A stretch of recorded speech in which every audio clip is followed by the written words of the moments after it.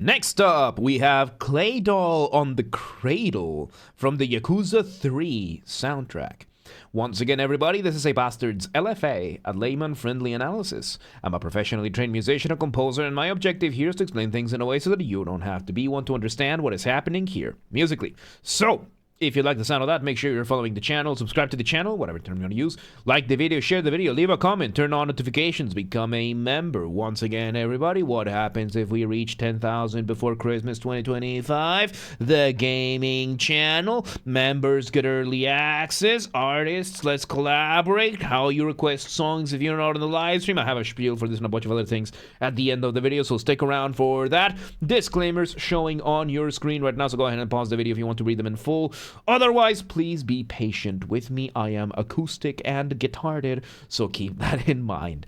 With that said, let's do this. Clay Doll on the Cradle. Let's go.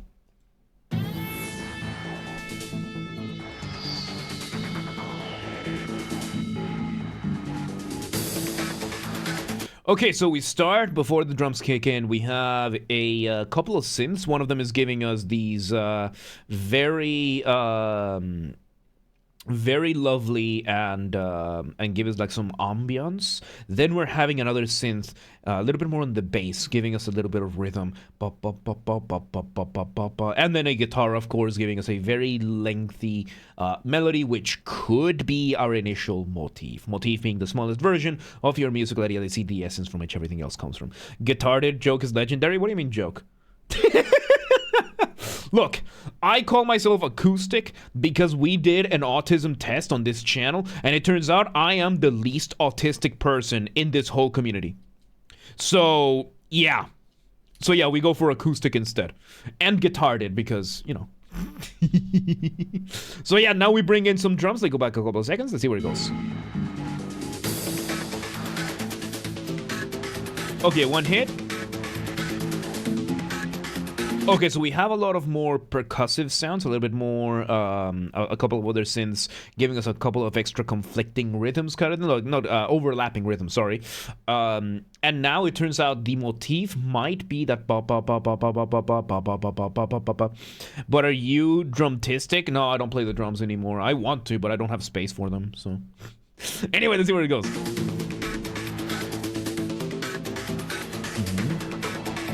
Great melody, we bring some strings in and... Oh, a little break there. Oh, so this was the motif. Okay, so we introduced the motif the second time around, and it was this melody that the guitar did play a little bit of, but not really. Now we bring in this more on the bass line. Really, really cool. We bring in a full beat with a bunch of other synths, mainly giving us that really cool, you know, 2000s, you know, this is from 2009 at the latest, right? So we have that 2000s, early 2000s feeling of that kind of music, which, you know, all of these games very, very much had this type of electronic music. With a lot of those disc scratching sounds. The game is from 2009. There you go. So yeah, we're having a lot of... this is kind of like a snapshot in time, because this soundtrack is also the kind of soundtrack that you would hear on like the Need for Speed games. A bunch of other type of action games, these kinds of things. This was a very, very common trope to hear in your music back in the day, because it's just fun music. It's just fun action music. So yeah, let's see where this goes.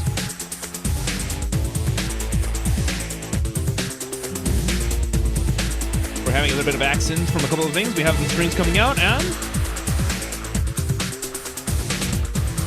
we're just repeating the motif over and over, which is kind of more in the bass.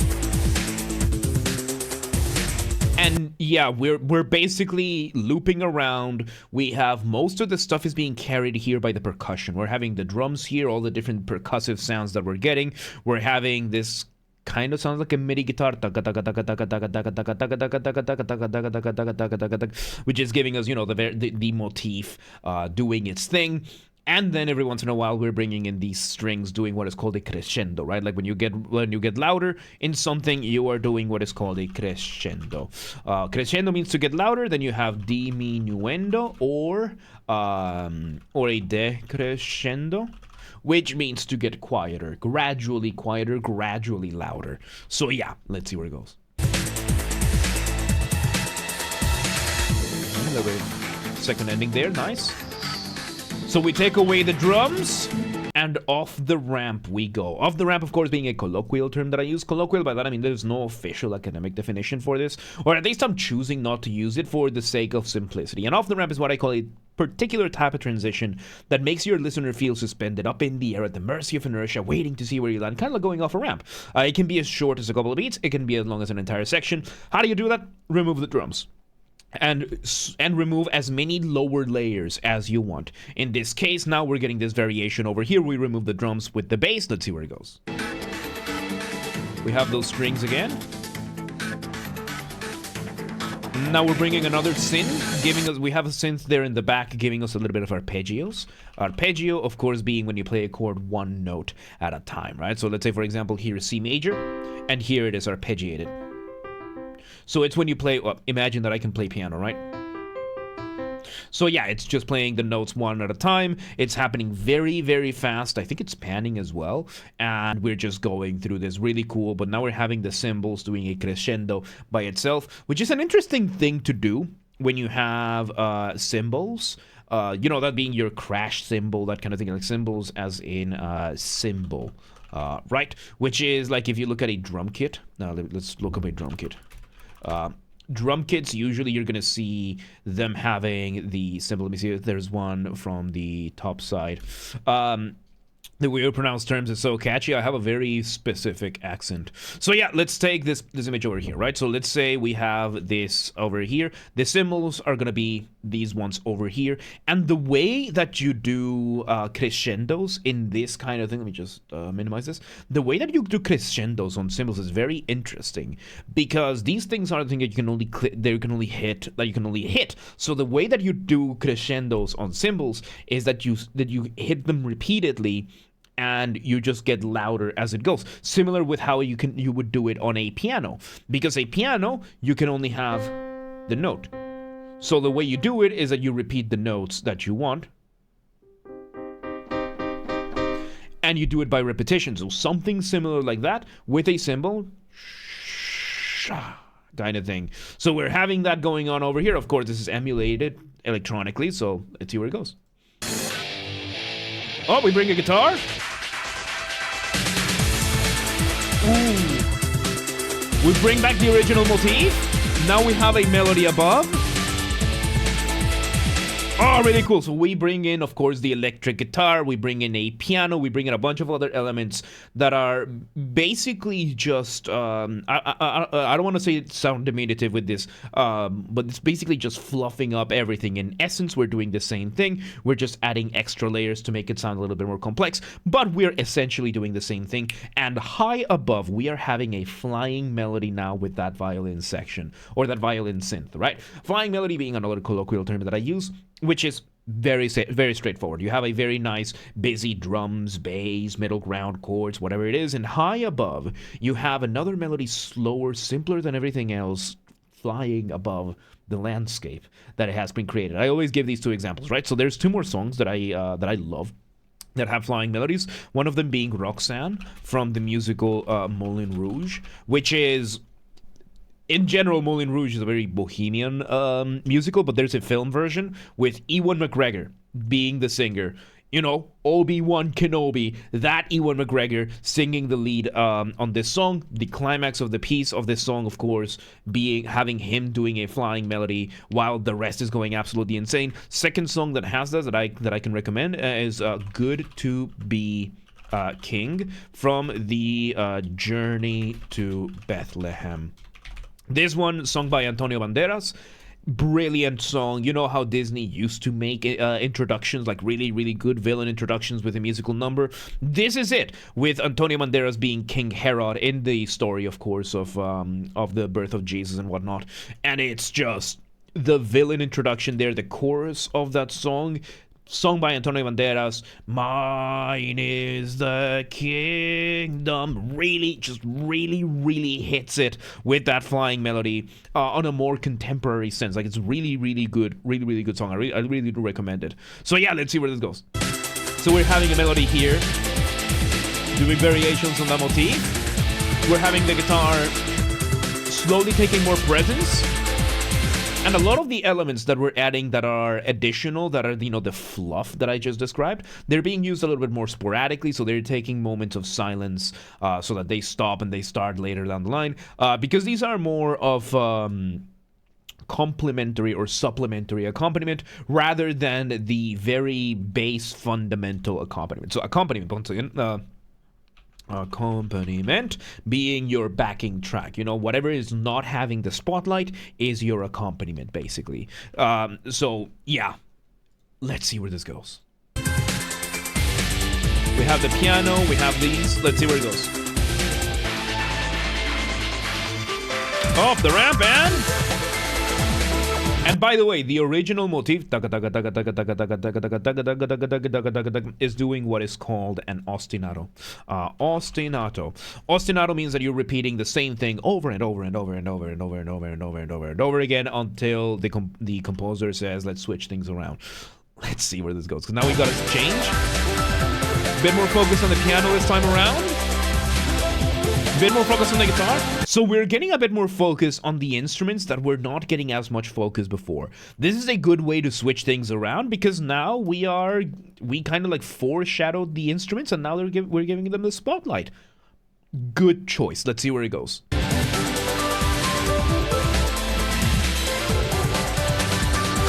nice. We're having synths in the middle as well. What you can hear right now, the main thing is the piano. The piano is carrying those variations of the motif. Very nice. Let's see where it goes. Solo guitar coming in. So we reduce the ensemble down. Kind of to what we had at the beginning, but more focus on the guitars. With a guitar solo. Ooh, really nice switch over to the electronic drum setting over here. And yes, as you can see right now, the guitar is not really playing the same motifs that we had before. This is more of a guitar solo. Once again, when you're making music, you want to keep a careful balance between what is familiar and what is new.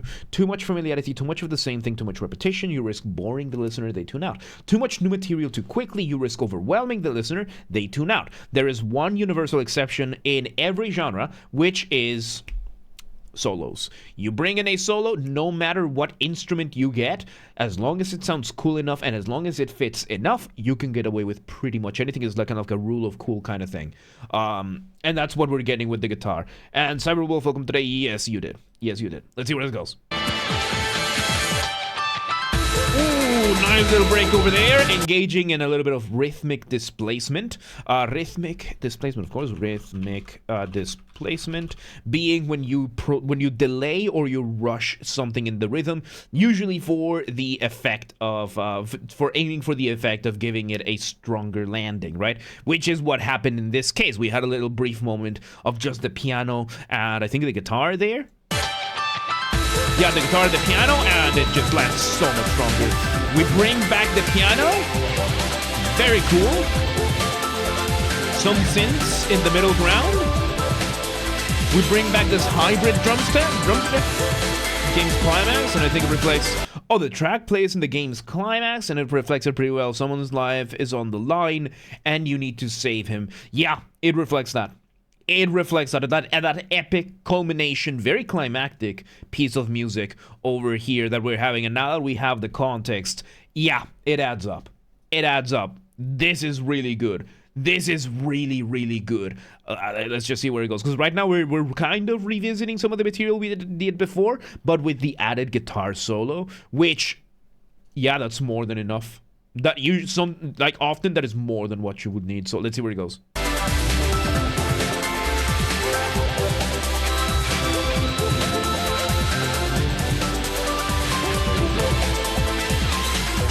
Alright, get a drum fill there, and off the ramp again. We kind of bring down the vibe a little bit, like the intensity, to just that electronic, similar to what we had before at the beginning, with the original motif, the original sonata. Far away, the guitar, kind of synth.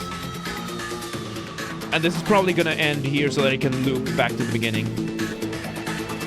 There we go, we got that crescendo. And there you go. We bring the crescendo. And we fade away. We fade away. We have that last bit of the bass still doing its thing, and it kind of just gets turned down. Like, it keeps going and it turns down in what is called a fade away. So now the difference between a fade out and a fade away. Let me just put the little dashes here. Between a fade out and a fade away is that, as you heard, the fade away sounds like the track concluded. The song is finished. And then we had a little remnant over there, a little echo of the song that stayed there a little bit longer before we turned down the volume. A fade out means that the song feels unfinished. So here is what a fade out would sound like. Let me go.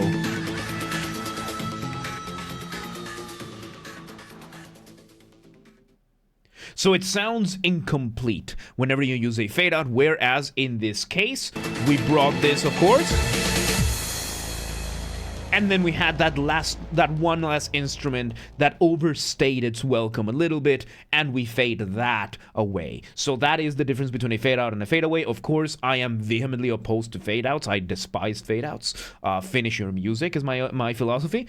Fade aways, I consider them to be a step above that, which is, you know, it can be excusable. And then with that, there you have it. Clay Doll on the Cradle from the Yakuza 3 OST. That was really good. Really, really good stuff, man. Once again, everybody, this has been a Basterd's LFA, a layman-friendly analysis. I'm a professionally trained musician and composer, and my objective here has been to explain things in a way so that you don't have to be one to understand what's happened here, musically. So, if you're watching this on the YouTube video archive thing, thank you for watching. Make sure you're following the channel, subscribe to the channel, whatever term you want to use. Like the video, share the video, leave a comment, turn on notifications, become a member. Once again, everybody, if we somehow hit 10,000 subscribers on YouTube before Christmas of 2025, which not very likely, but still possible, if it somehow happens, on top of doing the audiobook fan fiction thing, I will also play a single video game of the choice of the community, live on stream, whatever you all want, within terms of servers, of course. We'll dedicate some streams to that. This has to be achieved through legitimate and honest means only. No account duping, no botting, no buying followers, no alt accounting, no rat behaviors like that. Go share the videos, the streams with your friends, with your families friends, with your friends' families. Those are two very distinct concepts, by the way. With your online and offline communities, go share these videos far and wide. Also use the hype function on YouTube. We have a group on the Discord that coordinates for that, so link down below. And yes, artists, YouTube or otherwise, this is an open invitation to collaborate. If you're an artist on YouTube or a musician or anything like that, and you want any of my musical skills, whether it is my guitars, Mongolian throat singing, you know, the good old kind of thing, regular singing, voice acting, whatever it is that you want of me, just reach out, let me know, whether it's in the comments, Instagram, X, Discord, whatever it is, just reach out, let's work together, let's make it work. And if you're in the audience and you know somebody who could benefit from my skills, let them know, reach out, let them know. Please do not harass anyone, please do not spam anyone, keep it cool, don't be a rat about things. Members get early access to the content. I schedule the videos for the week on Saturdays, and if you're a paid member on YouTube, regardless of your tier, you get access to the videos when I schedule them, at least for the LFAs. So become a member today. If you want to listen to this without me interrupting every 3.5 seconds, I will be linking it in the description down below. If you want to request a song and you're not on the live stream, check the pinned comment in this video. It has the instructions on what to do. And if you want to catch the streams when they happen, we aim for Monday through Friday, 6 p.m. Central European Time. If you're not in Europe, do not worry. We have the full up-to-date streaming schedule showing in your local time zone. So if you live in Saint Marta and you're like, yeah, but what time is 6 p.m. in Hungary? I don't live there. Do not worry. Just go to Discord or Twitch and we have the schedule then right on your local time zone. And follow the gaming channel. I have a gaming channel because of course I have a gaming channel. I'm on YouTube. What else could I possibly have? Games are Bastard. That's where I put the gaming after show recordings when we have them. We record them live on stream as an after show, and then the recordings go here. Link down below in the description, or just search on YouTube, same username as James R. Basterd, just up the J for a G, and you got it. And yeah, there you go. Clay Doll on the Cradle. That was really fun, dude. Really, really good. Yakuza's really, really good stuff. Good stuff. But yeah, let's move on.